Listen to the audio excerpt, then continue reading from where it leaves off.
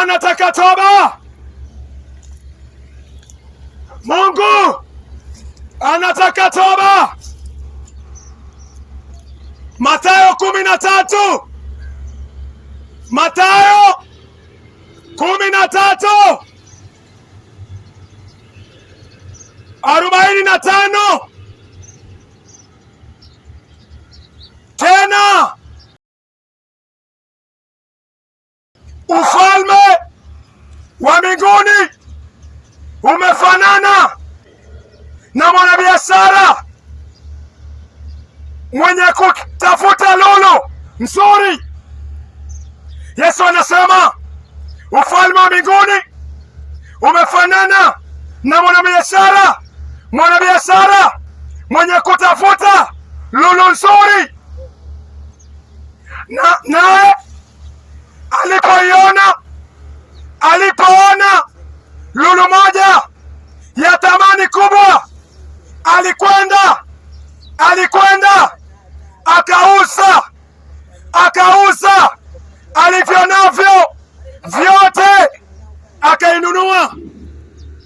Yesu anasema ufalme wa mbinguni umefanana na mwanabiashara mwenye kutafuta lulu nzuri, naye aliona lulu moja ya thamani kubwa, alikwenda akauza alivyo navyo vyote akanunua. Kitabu cha Luka 9:23. Kisha akawaambia wote, mtu yeyote akitaka kunifuata, Yesu anasema ukitaka kumfuata lazima ajikane mwenyewe, auchukue msalaba wake kila siku anifuate. Kumfuata Yesu Kristo ni sawa na kupata lulu. Yesu anasema lazima uuze vyote, lazima utubu yote, lazima ugeuke kwa njia mbaya, lazima uache njia mbaya, lazima umwamini. Mathayo 4 mstari wake ni wa 17. Tangu wakati huo Yesu alianza kuhubiri akisema, tubuni, kwa maana ufalme wa mbinguni umekaribia. Lazima utubu. Kumfuata Yesu ni sawa na kupata lulu yenye thamani kubwa, na ina masharti. Huyu mtu aliuza vyote.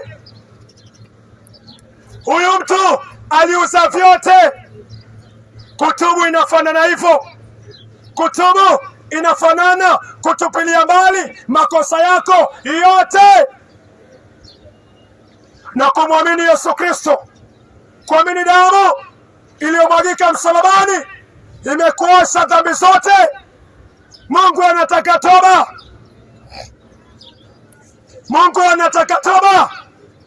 na imani kwa Yesu Kristo. Ezekieli 18 mstari wake ni wa 30. Nitawahukumu. Mungu anasema nitawahukumu nyumba ya Israeli, kila moja sawasawa na njia zake, asema Bwana Mwenyezi. Tubuni,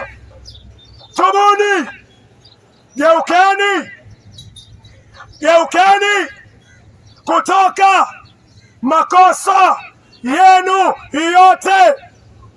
Kumfuata Yesu ni gharama.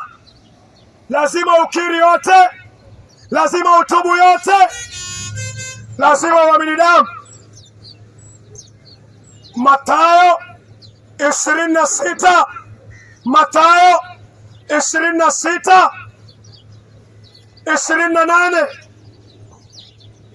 Yesu alimwaga damu. Yesu ananiambia hii ndiyo damu yangu ya agano iliyomwagika kwa ajili ya wengi iliyomwagika kwa ajili ya wengi kwa ondoleo la dhambi. Washerati hawaingii paradiso, wazinzi hawaingii paradiso, walevi, wachawi, haujaolewa, mnashiriki ngono, mtaingia jehanamu. Usingoje hiyo,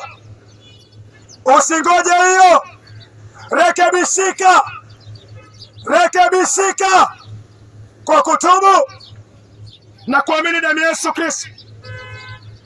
Haleluya.